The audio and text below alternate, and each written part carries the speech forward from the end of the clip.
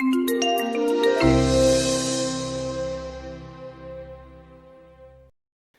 really excited today to introduce a new friend of mine, Carine Mccandless. She's the sister of literary icon Christopher McCandless, and she consulted closely with Jon Krakauer on his best-selling book, Into the Wild, which came out in 1996. I'm sure a lot of you have heard of it or read it. She also worked as a direct advisor, writer, and script contributor to Sean Penn on his film adaptation of Into the Wild, which was released in 2007. Carine wrote her own memoir about the experience called The Wild Truth. That was released in November 2014 and very quickly became both a New York Times and national bestseller. And it was followed by international publications in 7 countries and still counting. The Wild Truth was selected for many Best Books of 2014 lists, including those chosen by readers and editors at Newsweek, Vanity Fair, Amazon, and Indie Next. So it's a pleasure to introduce Carine.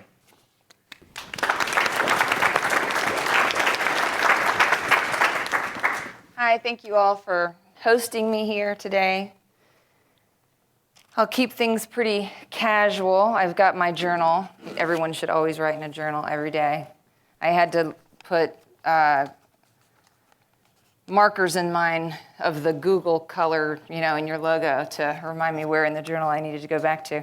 So anyway, I'm used to doing very, very long and formal presentations, so I've got my journal here to help me stay on point because I really would like to get some time at the end of this to get into Q&A with you guys. So when I was 21, I lost my best friend. He was also my brother. He was 24 when he died. And many of you know the story. His name was Chris McCandless. He had graduated with honors from Emory University, and that was the last time that I had ever seen him alive. It's the last time I'd spoken with him. He had written me letters, but I hadn't spoken to him since seeing him at graduation. 2 years later, his body was found in this abandoned bus in the middle of the Alaskan wilderness. There was a lot of mystery surrounding his death and everything that had happened during those 2 years.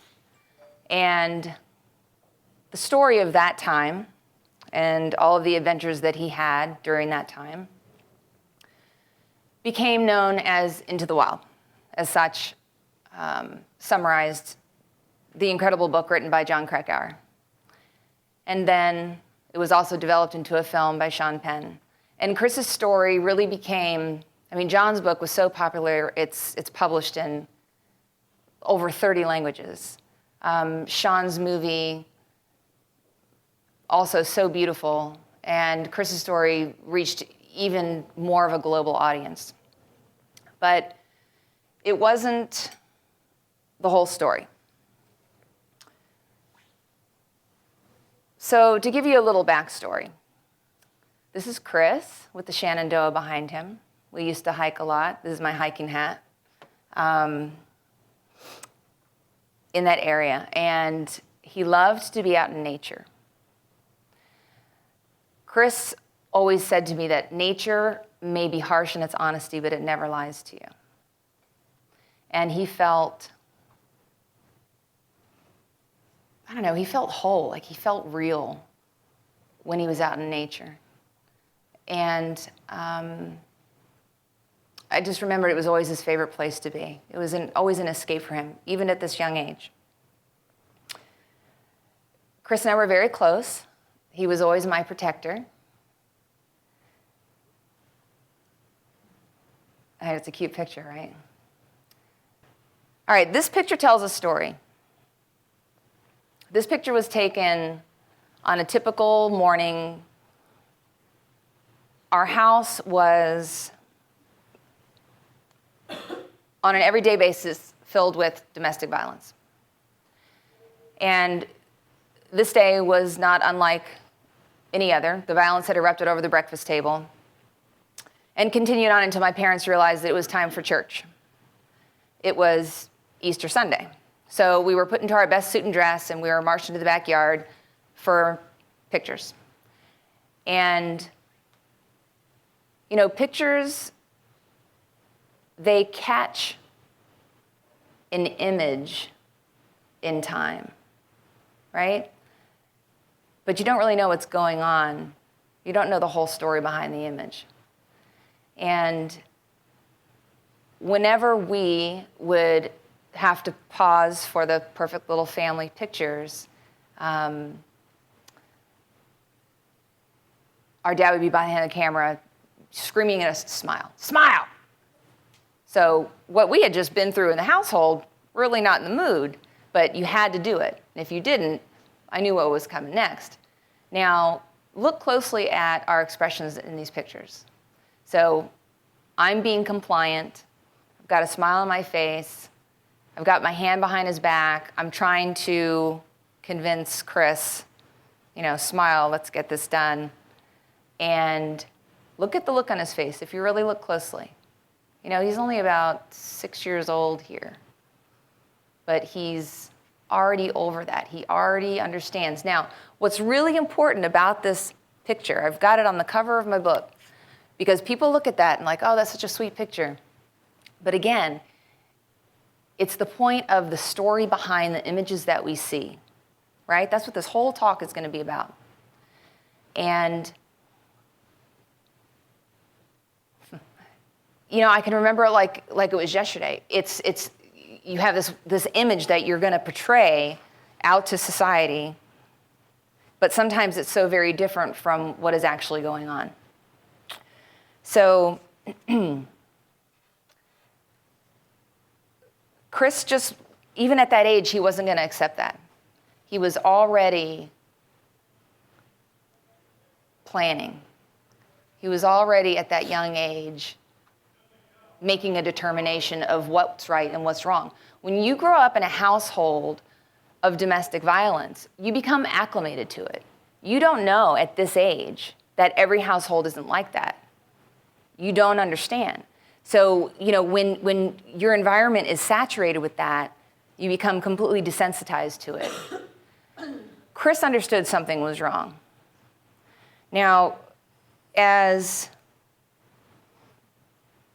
we grew up, in a lot of ways, Chris was your typical kid, but in other ways, there was just something about him that, I don't know, you could say was deeper than most people at that age.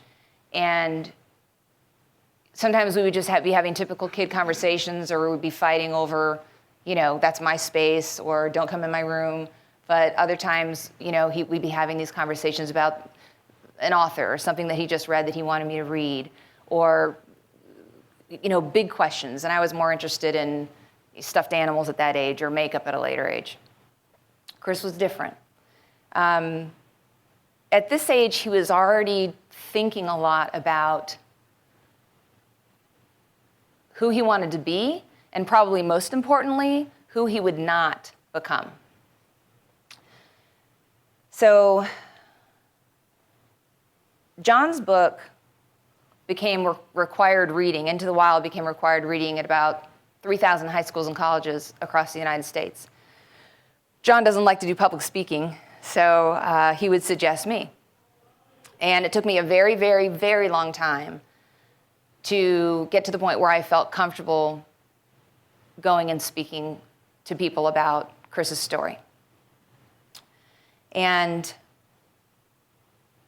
when I did, I would be talking to students who are about this age. This is Chris's typical senior picture in high school, right? And when I came to the school, you would see a change in these students because it became real to them. It was no longer just an assignment, it was this lesson, because this is a real flesh and blood sister of this person. And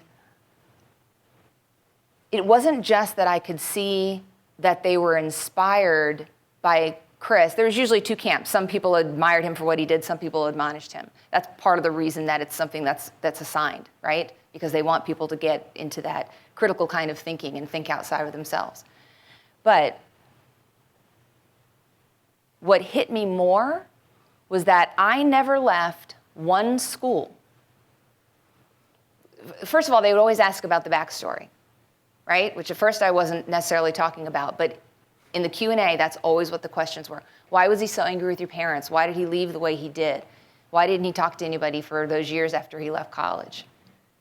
And when I opened up, in the safety of the intimate walls of a classroom, where things weren't recorded yet,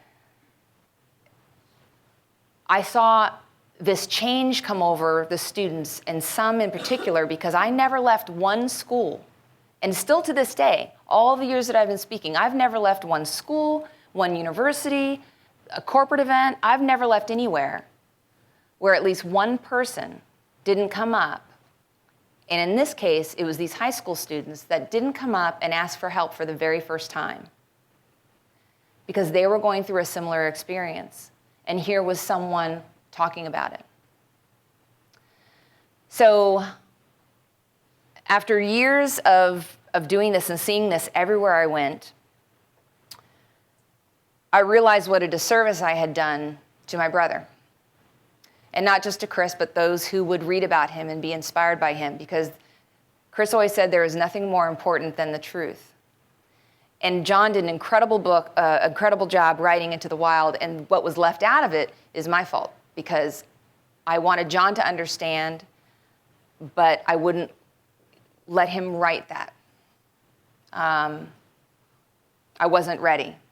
And I realized later on, wow, what a disservice I'd done to such an incredible writer and someone with that journalistic style of Jon Krakauer, to give him information, but tell him beforehand, I'm going to tell you something, but my condition is you're not allowed to reveal this. I just need you to know. I didn't think anybody was going to read Into the Wild. So it's kind of John's fault. So anyway, I realized what a disservice I had done by not talking about this. And here 20 years has passed. So, as I mentioned earlier, I journal all the time. Chris is the one that taught me to journal. And we'll get a little bit more into that. But I just started writing. And all those journal entries turned into a book. And what I didn't expect was for my book to start a new conversation about domestic violence. There were all these blanks in Chris's story, and people, rightfully so, had filled in those blanks with their own answers, as to why he had left the way he did or what had happened with the family. And when my book came out, or long before the book came out, just when I was in these rooms of 50 people, 500 people, it didn't matter. When I would talk about the rest of the story, it forced people to take another look at Chris's story. Not in defense of him, because in all fairness, he didn't live his life worried about what anyone else was going to think about him. He was concerned about what he thought about himself. But now that people had the rest of the answers, a lot of their perspectives changed. And that was not something that I realized when I was 21 years old and he was gone and I was having to tell this journalist why he left. So people not only would take another look at Chris's story, but they started taking another look at the story in their own communities, and I started doing the same thing. So whenever I was at these schools, and for the most part, these are, if they're hiring a speaker to come, these schools are filled with kids who have a certain amount of privilege, right? They're all wearing pretty nice clothes. When I pull up to speak, there's tons of cars in the parking lot, so pretty much all these kids have access to cars to drive for school. They all have phones, right? Computers and tablets. So they all want to connect with me on social media. And I've never really been big on having a social media presence. My publisher is so incredibly kind and patient with me for you're really supposed to be on a lot, and I'm not. But, I do try and make an effort. And for the most part, it's when I'm connecting with these students, because I want to stay connected with them. I want to see what they're doing. I want to see what they're doing with their lives. I want to hear what they're doing next, because they'll tell me their stories. They'll tell me how they were inspired by Chris and what they want to do. But as I am looking at the social media of these kids that I've connected with, and these are good kids, I'm also seeing all these other stories, right? Not, also good kids, but all these other pages and connections that populate, right? So I don't have to tell you I'm a Google, but you're looking at social media, and then someone else has commented, and then that's curious, so I'm going to click on that. I'm going to look on that. Oh, I think that kid might have been at the lecture. Let me look at that. So I started to connect more and more into the social media and with this age group.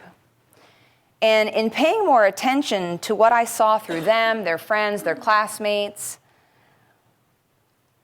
I really began to see something that concerned me. There was a lot of good, but there was also a lot of bad. And to me, it appeared that what I considered to be a negative influence and negative stimuli, it was quite out of whack, if you look at the balance.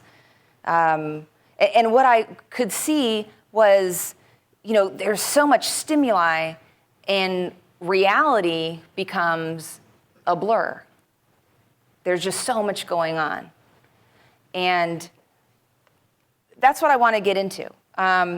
Some of the things that I started to see, so I just grabbed some screenshots. I would look at pages of students that I connected with across the country, but I also took a closer look in my own community. So I started looking at, easy, you search a name of your kid or your kid's friends, or all these kids that go to the high schools around the area. And these are some of the things that I saw. So here's one that's got a few pictures, and it says, grab your girl like this, right? And it's got, I don't know what emoji that is, a funny crying face, and then it's got the hearts, right? Smiley face with the hearts. It's got to have a name. I don't know what that emoji is called. But now let's take a closer look at these 4 photos that they have. So no big deal, right? Don't be an overprotective mom. That's not a big deal, right? It's just a little, nothing graphic. So there's 3 of these shots. I guess it's cool that they have cigarettes, whatever. All right, and then this is the 4th one. When I saw that, I found that shocking. Grab your girl like this. What I found more shocking was, and let's go back, maybe it's on here. Okay, let's see. There's 14. Now I'm watching these things in real time. So this goes up, and then I'm watching it over a matter of, that day. There's 1,400, God, it sucks getting old. I need my reading glasses. 1,400 retweets and 1,372 likes. What is there to like about this? What is there to like about that? All right. So then I started looking at more things. And I saw this theme and this pattern that caused me a lot of concern. So here's just another one. Okay? So this is a meme, right? They call it meme. So here's a skeleton getting ready to punch a baby, and it says, this is how infants are killed during an abortion. Now, I'm not here to talk about abortion rights or anything like that. That's a whole other topic, right? But I think it's fair to say that both sides of that issue could agree that this is inappropriate. This is a skeleton cold cocking a baby. And again, you've got, let's see, 2,300 retweets, almost 3,500 favorites. Now, the majority of what I'm seeing, these are school-aged kids, right? These are teenagers. This meme mentality, to me, they're so separated from reality. It's like everything's a cartoon. It's not real. but that's a real issue, right? And they don't know the intent of the person that drew this meme or posted it, right? Are they saying that this is, do they think abortion is fair, it's a right, or are they against it? They don't know. I started to interview these kids, right? I started talking to the kids in groups.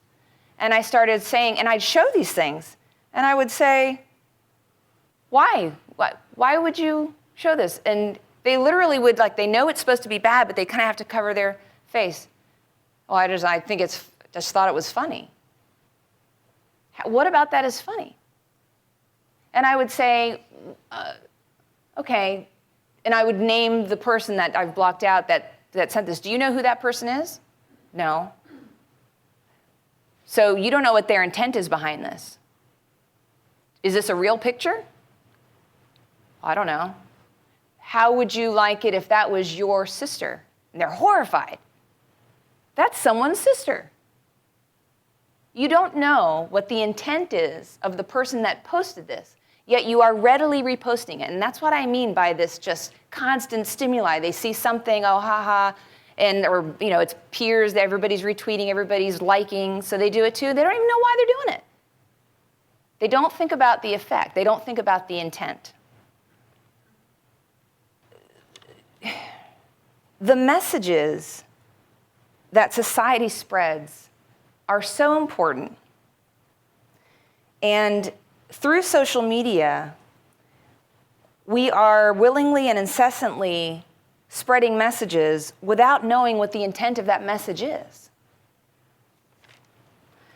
So, it's like that noise of society. And when you talk about purpose in everything that you do, that intent is so important. So, when you aren't listening to yourself and you lose that self-awareness, you lose that accountability for what you're doing with your own actions. So, up to this, it leads me to contradiction, right? A lot of times, if you're not thinking about what you're doing, a lot of times you do contradictory things. This is a 17-year-old girl that posted this, right? Am I just an overprotective mother, right? Am I just like someone who think, oh my God, if that was my daughter, like, it's not graphic, right? I mean, there's ads for underwear that aren't that different than that. But look what it says, if we date, with the emoji with the tongue. But this is her favorites. Look at the post right before it. The new Steven Universe episode was about sexual harassment. This show is so important. So she's telling people this is so important, and let's see, there's 5 likes of that. Yet the very next thing she favorites is this photograph. And she writes, if we date. And there's 349 retweets and 562 likes. It's completely contradictory. And I have to say that, it's not that untypical. Here's another one. If she suck your fingers, keep her, she nasty. I mean, and oh yeah, there's a hell of a lot of retweets and likes of that one. So these are just your typical teenage kids. These are not these troublemaking kids and, oh, my kid would never do that. I know who these kids are. They're good kids. But it's just they become desensitized to this, right? And it leads to more and more and more problems. So, and while I'm picking on the kids, I've got to say adults too oftentimes are no better. So we will have an NFL player that gets filmed in an elevator hitting a woman, right? We will have a politician that gets caught for sexual harassment. We will have news anchors, celebrities, same thing happens, and sometimes they get away with it, sometimes the hammer falls, they lose their jobs, right? And so we as women stand up and we say, we are not going to accept this behavior. This is wrong. It is wrong for women to not be treated fairly, right? We want to demand fair treatment. We want an end to sexual harassment. We want an end to an abuse of power and control. Did you read 50 Shades of Grey yet? Oh, let's read it for our book club, and then we'll all go see the movie together. It's a total contradiction. It's a complete contradiction. This is the message that we are sending to our daughters and to the boys that they will date. So, this leads me to, anybody read this book yet? Jon Krakauer, Missoula? You heard of it before? Okay. How many of you have heard of 50 Shades of Grey? Okay. So, if you have a child going to college, you have got to make them read this book. This should be the FYE book for every student going into college. John does not need my help selling any books. And I'm not doing that for this. This is because I believe in this. My 18-year-old will not go to college without reading this book. College or not, wherever they go. So Missoula, John in his journalistic style investigates the campus rape culture. And I am not asked to go speak to any colleges anymore without addressing the issue of sexual violence. Every college I go to, they want me to merge that into my talk. It is a huge issue. But look at some of the things we just saw on social media. And it goes back to self-awareness and accountability. In John's book, the overwhelming majority of these cases are, you have a young man and a young woman, and in the overwhelming majority, they were highly intoxicated when this event happened. So there's interviews and, intercourse happened and somebody thought that it was consensual and the other person didn't think it is, but they know that they blacked out and the other person blacked out too. And so piecing that all together is difficult. And it goes back to what I try to talk to students about is self-awareness. It's not just what's my purpose in life and what am I going to do with my career? It's being aware of your space in your time right now, where you are, what you're doing, and if you have control of your intent. And do others around you have control of theirs? To me, so much goes back to, in an instant like this, there's this controversy of truth, right? What's the truth? And there'll be controversy about that, but is it getting enough attention for the right reasons? It brings me back to the influences surrounding these students that are on their way to college. Let me give you a little bit of levity. As I was on my book tour not long after John's book had come out, I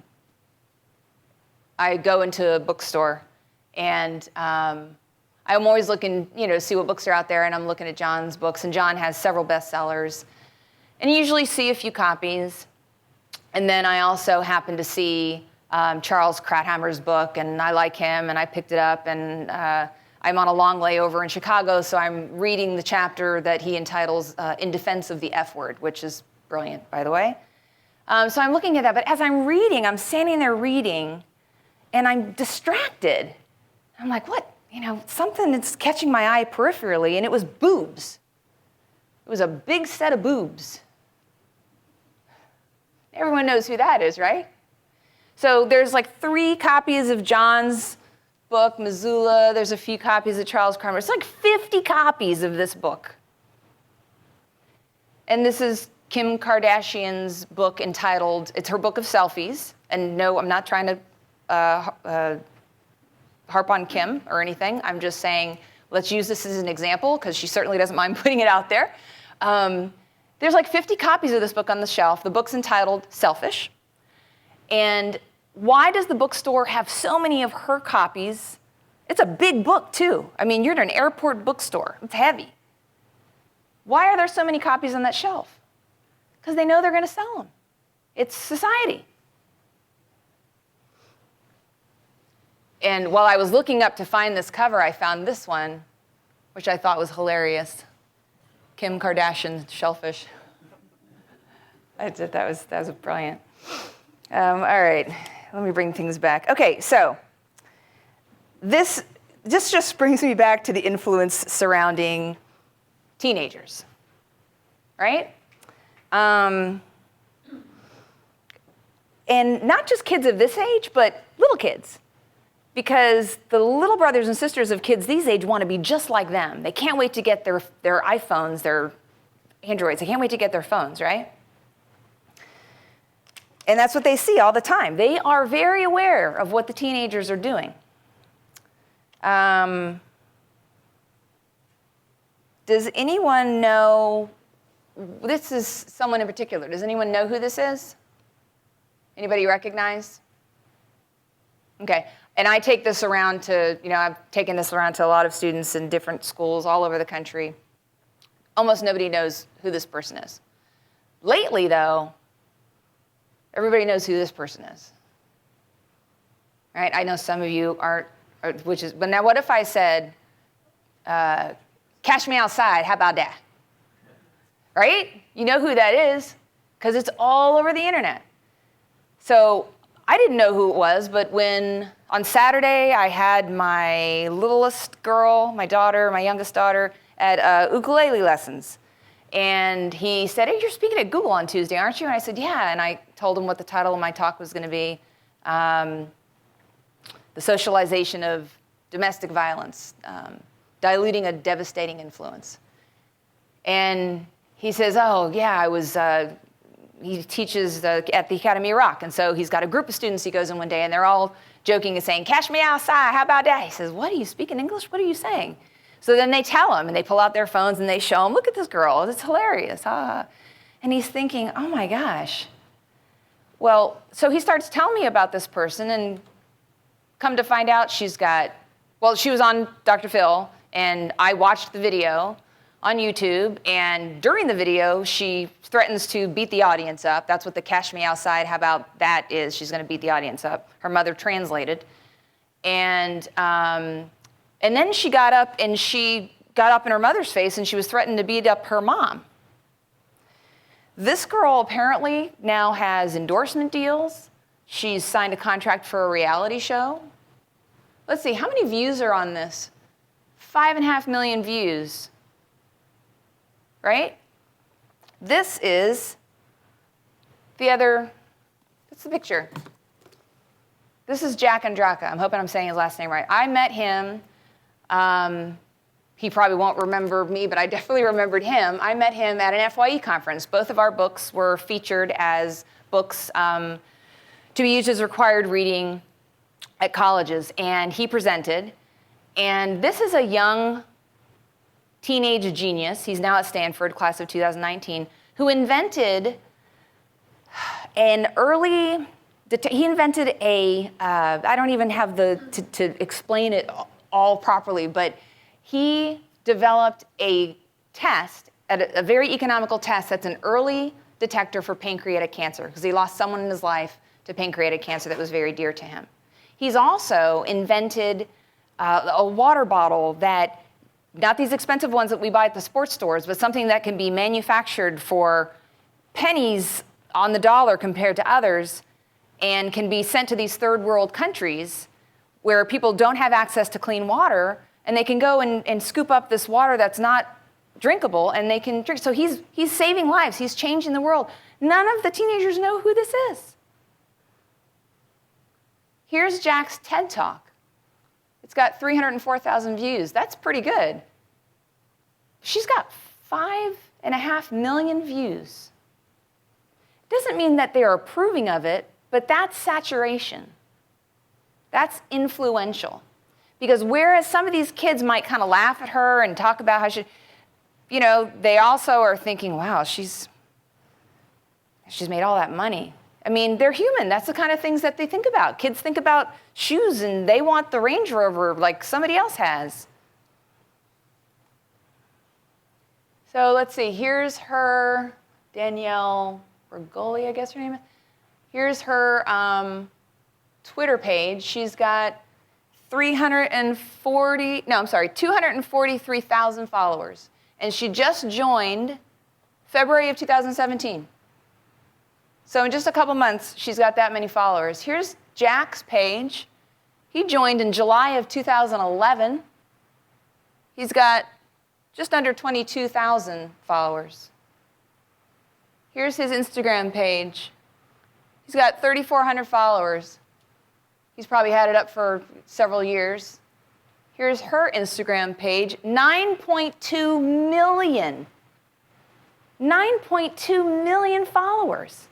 Which means when these kids go and scroll, the latest video that she posted bragging about bullying people and beating up kids and stealing cars, there's only 3,400 that are learning about Jack's latest invention that's going to change this world. But what did we as a society, why? Why does everybody not know who this is? Why do they know who she is?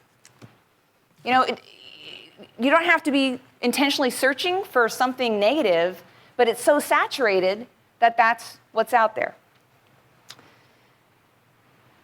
Now, I'm not saying that there isn't also good that comes with the exposure, right? I mean, technology has been a wonderful thing. So here's an organization, nomore.org, right? They've been fantastic. I've spoken all around the country at groups, and a lot of times they're related in some way to this group in support. I've spoken at New Beginnings in Seattle, Center for Women in Transition in Michigan, the Women's Home in Texas, Samaritan House, where I live in Virginia, Shelter House, the Barn outside of DC. There's organizations all over the country that are working to prevent domestic and sexual violence, and they're out there. But this group has 55,000 followers. 55,000 followers compared to let's see, let's be fair. That was her Instagram page. Instagram, they have 29, almost 30,000 followers compared to what was hers? 9.2 million? There's something wrong with that. And I don't have all the answers, but I know there's something wrong with that. This is the kind of thing that concerns me because it's out of balance. I care about it because I'm worried for these kids who see domestic violence every day and have become acclimated to it and don't understand it's wrong. I worry for these kids. These are my girls, Heather and Christiana. I love that picture. They're bigger now, so they don't like when I show that picture. Heather thinks that she doesn't look good without makeup and that her hair is too curly. So here's another picture of Heather. So, you know, I worry about this as a mom. I worry about this as an advocate. I worry about this as a community member, but I also worry about this as a sister.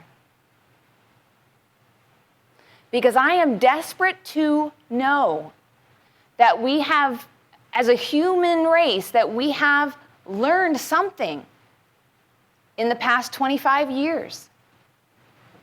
It's been 25 years.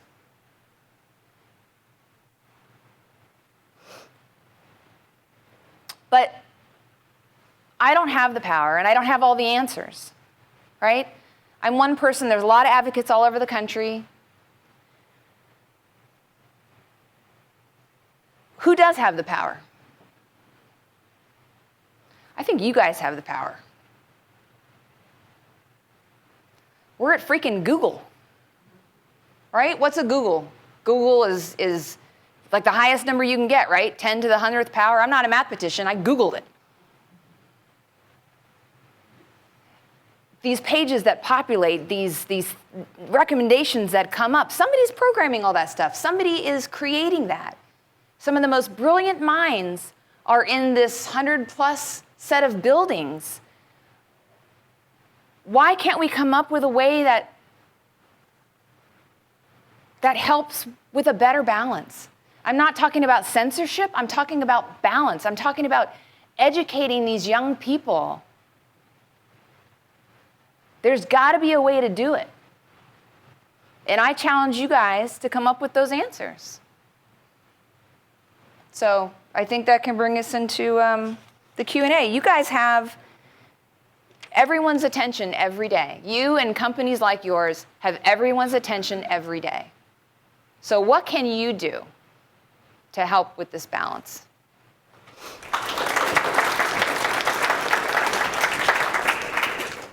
So what I take away from hearing you talk and reading your book is that in his own way, Chris, in his time when he was coming of age, was frustrated by a lot of the things you just mentioned. Maybe not Instagram and Twitter back then, but... Right. Didn't exist back then. Exactly. That's one of my points. Like, students will say to me, weren't you just pissed that he didn't send you a text? I mean, you didn't hear from him for 2 years. He didn't even send you an email. And I hold up my phone and I say, we didn't have these back then. And they think, she looks amazing for being 200 years old. I mean, they don't, they can't comprehend it. That's like trying to explain to someone that there's no oxygen in the air. They can't comprehend that. That's why, to me, all these things aren't necessarily real to them, right? They're clicking and favoriting and reposting without really thinking about what they're doing. Sorry. So, if I may, that's a great transition. What I was getting at is, in both John's book and in your book, you do a great job of talking about how Chris was you began this talk with how Chris was a little different, even at age 6. Right. He was more aware than most. Right. He cared about authenticity. He had principles, and you describe him as being unique in that way. In your book, you say even friends would say your brother's a little intense, not in a bad way, but he's intense. So what I wonder is if you fast forward to today, it is still the norm for people to click on Cash Me Aside, how about that, instead of the book. How about that? Thank you. Let's be fair enough. Fair enough. It's still the norm for people to be attracted to that and not to stand up in the way that Chris did. So what I wonder is do you have thoughts for students that you speak to around how and why they can be more authentic? Some of it's entertainment, right? You have students who are going through these, calculus classes, and do they necessarily want to think that much? And so part of it's entertainment. But there has to be some responsibility and accountability, because you can't tell me that seeing that and that being so saturated, and not just that, it's being rewarded by adults. It's not other kids that gave her a reality show, right? So kids see that. That's what I'm talking about, is that kind of responsibility and accountability. I probably didn't answer your question. No. I mean, there's no easy answer to how do you solve this right. truth of society. But I think one thing you talk a lot about is parenting, and how Chris and you both. It's beautiful in your book. You describe the lessons you learned about how you want to do things differently than your parents did, for example. Yeah, and my parents weren't all bad. No. I mean, they weren't, and I talk about that, and I flesh it out in my book. They taught us some hard work ethics and a lot of good things too, but you have to decide what you're going to emulate and what you're not. And specifically on the issue of domestic violence, breaking that cycle is a very important thing, and Absolutely. It's not easy to do. And so, in that same vein, it seems you talk about some examples with your own daughters of how you've tried to embody authenticity, positive thoughts around relationships and around relationship with the self. I know a lot of parents are either in this room or watching on live stream. Do you have any thoughts or tips around how to embody these values in your own family for your kids? Sure, and I'm not standing up here like, hey, I'm doing it right and everybody's got to get on board. No. My 18-year-old, I love her. She is such a good kid. I have an 18-year-old daughter that's never rolled her eyes at me in my presence or slammed a door, right? Miracle. Is it because I'm such an amazing parent? I'd like to think so. She's probably not going to say that, But let's take that for example. I take my kids to my events, and sometimes things sink in and sometimes they don't. My oldest, she came up from the basement one night. I was sitting working at the kitchen table, and she came up, and I might get off tangent. You can reel me back in. But she came up from watching a TV show, just blubbering. I mean, she was crying so hard that she couldn't speak. And I'm like, oh my God, Heather, what's the matter? What happened? What's wrong? I don't remember the name. Glenn died in the zombies. They ate him, and he fell off the dumpster, and they were pulling out his guts, and I'm like, oh, she's watching The Walking Dead. I've never watched that show. Maybe I shouldn't be letting my kid watch that show. I don't. But she is beyond herself with grief. Genuinely. She's a smart kid. And I say, honey, first of all, he didn't die. Like, I hear you talk about this guy all the time. I know people that write scripts. This guy didn't die, okay? This is the last show of the season, trust me. He didn't die. They just want you to think so. But she could not connect. She's smart, but they're so disconnected from reality. Like, it affected her so much. And it's easier to connect to things like that. Now, when I talk to her about real things that are happening in the world and these terrible tragedies, she doesn't have the same reaction. I mean, maybe part of it is a defense mechanism.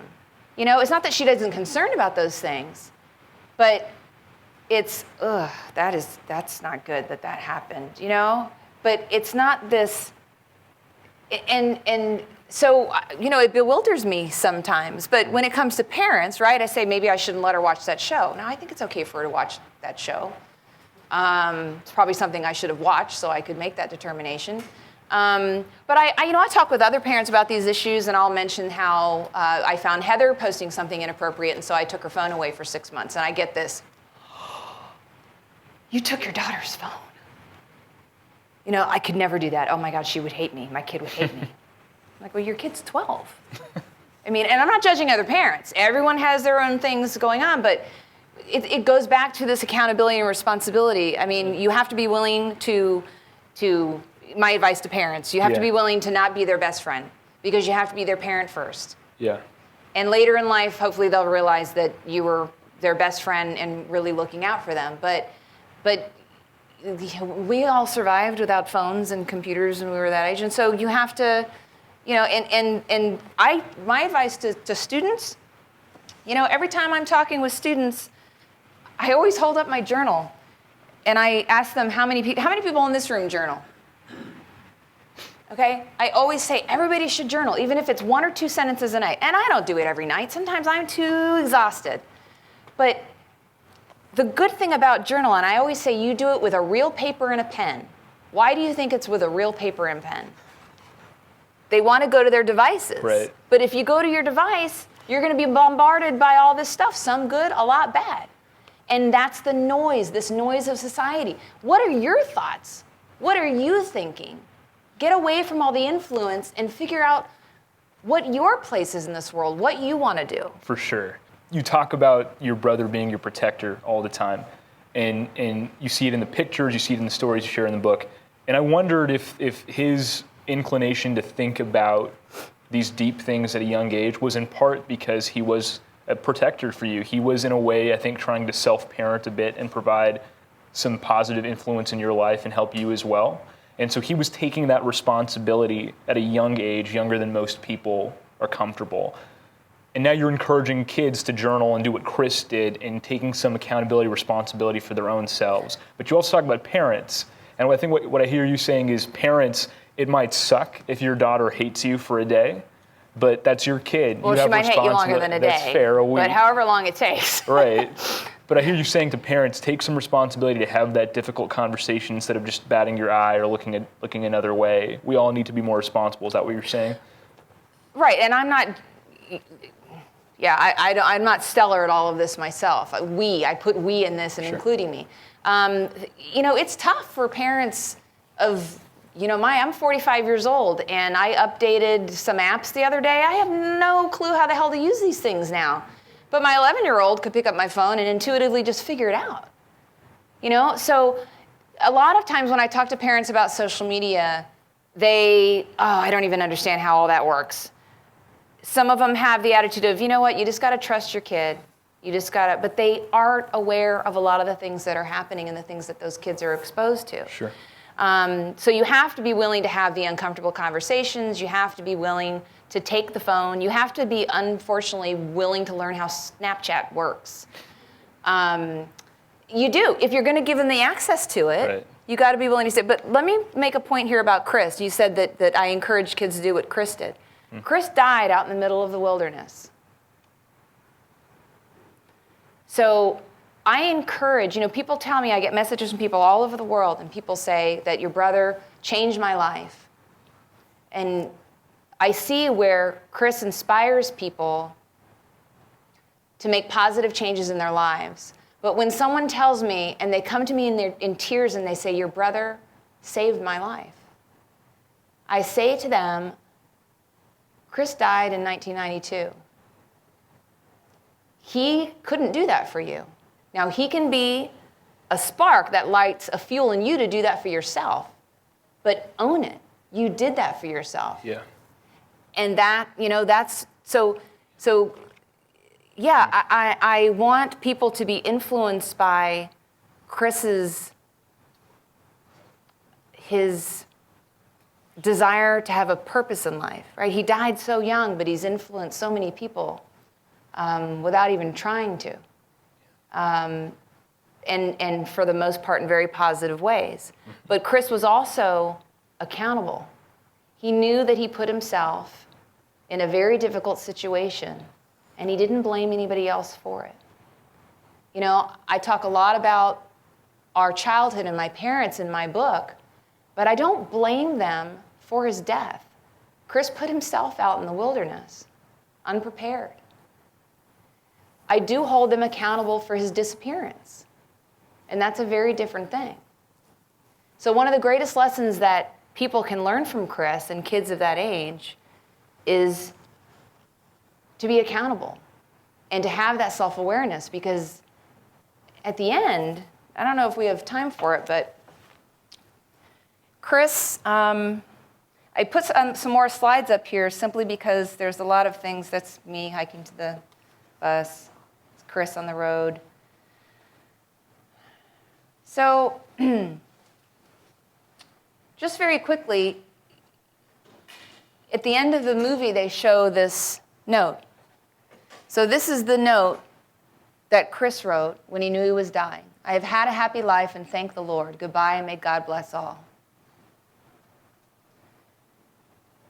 So he had taken that page out of one of his books, and on the opposite was this excerpt from a poem by Robinson Jeffers from Wise Men in Their Bad Hours. It reads, "Death's a fierce meadowlark, but to die having made something more equal to the centuries than muscle and bone is mostly to shed weakness. The mountains are dead stone.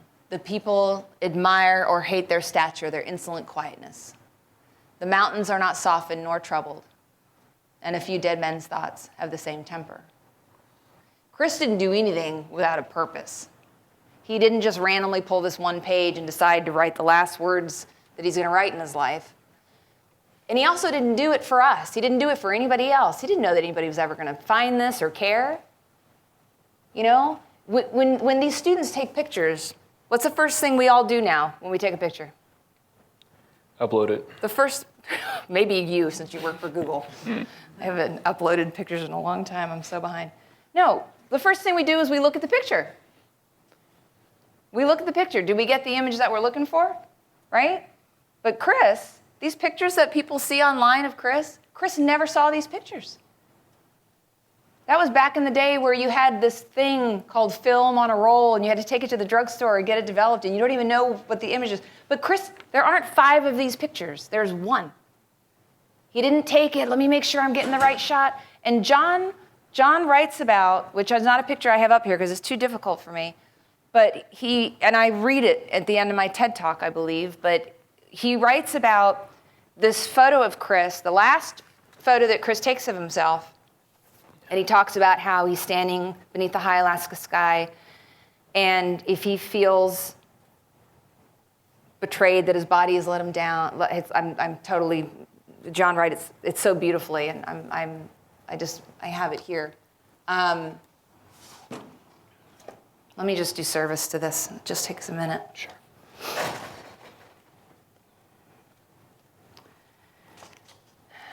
So he talks about this, and he quotes Jeffers' poem, and he says, one of his last acts was to take a picture of himself standing near the bus under the high Alaska sky, one hand holding his final note toward the camera lens, the other raised in a brave beatific farewell. His face is horribly emaciated, almost skeletal. But if he pitied himself in those last difficult hours, because he was so young, because he was alone, because his body had betrayed him and his will had let him down, it's not apparent from the photograph. He is smiling in the picture, and there is no mistaking the look in his eyes. Chris Mccandless was at peace, serene as a monk gone to God. That picture that John's talking about, it's not this one, is both the hardest and the most wonderful picture for me to look at. It's a good pain, I call it, because I see he's dying.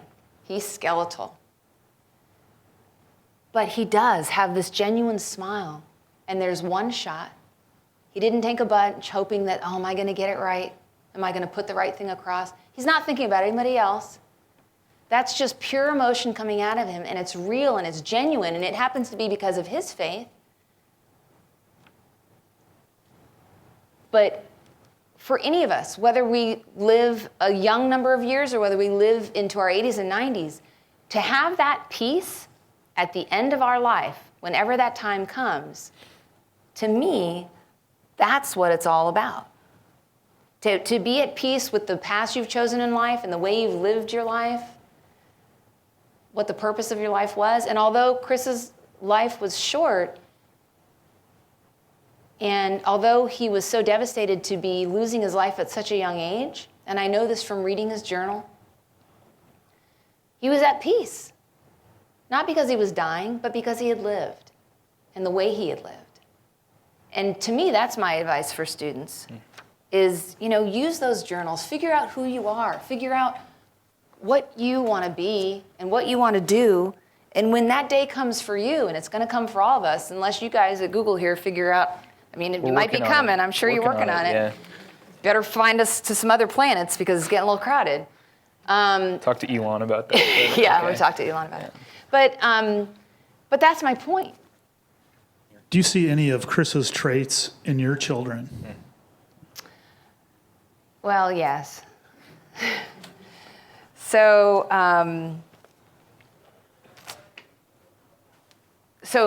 Heather isn't biologically my child. I adopted her. So as far as traits, if you mean that have traveled down biologically, Christiana, my youngest, she is named after Chris. She has Down syndrome. Doesn't matter. Nothing is going to stop this kid. Things that remind me of Chris and her are, why can't I go climb the 100-foot oak tree to play with the raccoons? I don't understand why that's a problem. But there's also just this purity in her. Obviously she doesn't have, I don't know, she's only 11. I guess we'll see. But her deep thoughts right now are about princesses, But there's a light and a pureness in her that I definitely recognize. Yeah. Very cool. Anybody else? No? Did I talk so much that I answered all of your questions? That's fair. I'll ask you a final one then. We can go to the book signing. Are you guys going straight to a conference room to figure out this whole issue after this? We've got it booked. How to populate good influences coming into people's pages? This is one you and I have talked about a little bit, but when I went and visited the bus in 2012, there's some supplies and things and notes and journals that people leave behind for future visitors. And what was amazing when I visited was there was in a plastic bag, one of Carine's journals. And I think it's the one that you would take in with you when you first visited the bus, and you'd left it there for people, I think, to write in. And getting to the bus is not easy. It's 40-mile round trip. You have to cross 2 rivers. It's the middle of the mosquitoes. are insane. And I remember we'd gotten there, we'd done a 20-mile day that day to get to the bus, and the first thing that I see on the cover of this journal is a Buddhist quote that said, "There's no way to happiness, happiness is the way." And it occurred to me that I'd taken this journey to find something at this bus, as did by the graffiti there, hundreds, maybe thousands of people, all seeking something, but this quote talks about it being within us. Could you talk about it all that has resonated with you in your life? That's it, self-awareness. If you don't get away from that noise of society sometimes and you don't have that self-awareness, I mean, it breaks right down to kids going to college, or they don't go to college, they go into a career. Are they doing what they want to do? Are they doing what they were told to do? Are they following their own path, or are they following a path that was laid out for them? It's not just academics, it's also socially. All of these influences that are all over the internet are determining these paths and these choices that we all make all the time. And the kids are watching it. A round of applause for Carine. Thank you for being here.